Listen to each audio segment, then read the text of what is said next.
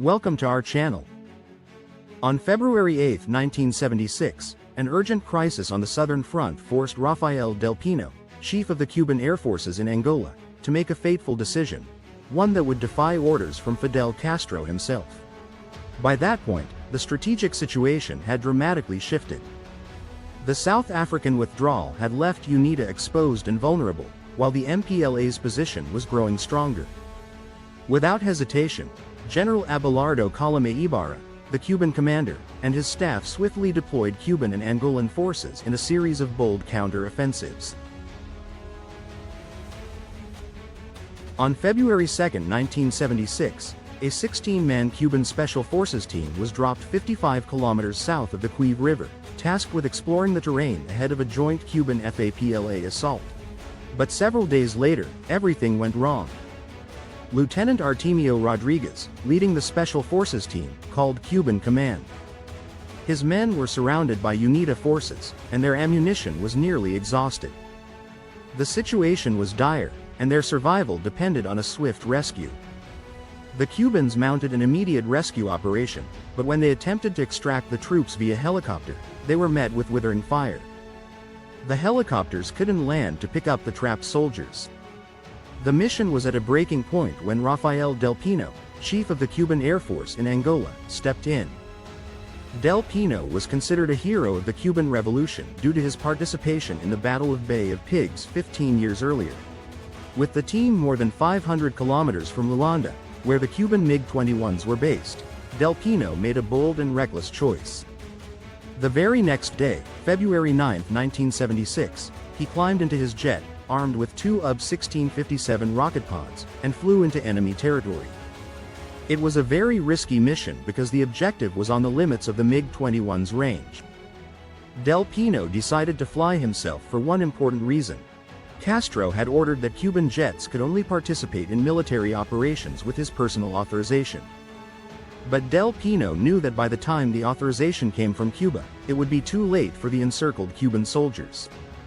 When the patrol was almost out of ammunition and had practically given up hope of getting out alive, Del Pino's fighter appeared in the sky. Del Pino had only enough fuel for one desperate strike. He unleashed all 32 rockets in a thunderous barrage, then emptied the cannon of his aircraft into the enemy positions. In the chaos, he obliterated a UNITA mortar battery, then flew low, strafing the enemy soldiers, who scattered in terror. The attack turned the tide, allowing the Cuban patrol to break free from the encirclement and escape. After several tense days, they rejoined the main Cuban forces in the area. But Del Pino's ordeal was far from over.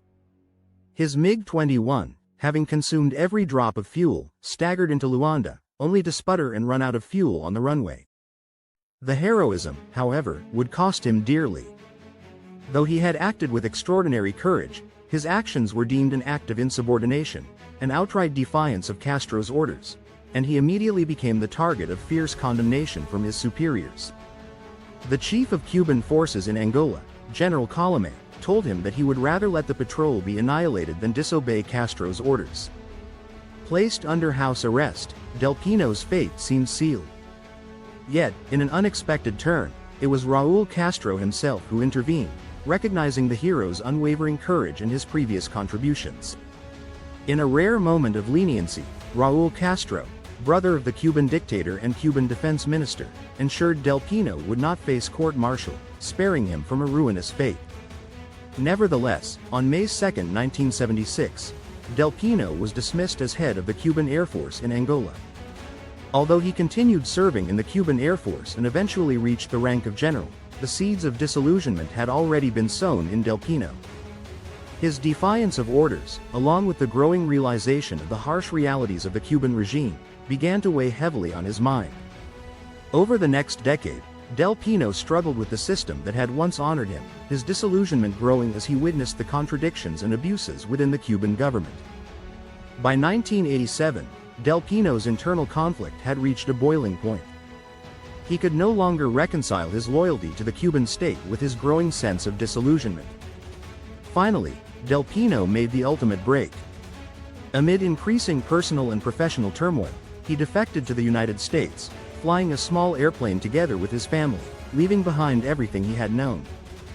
The flight was a bold and dangerous escape from the oppressive regime he had served for so long.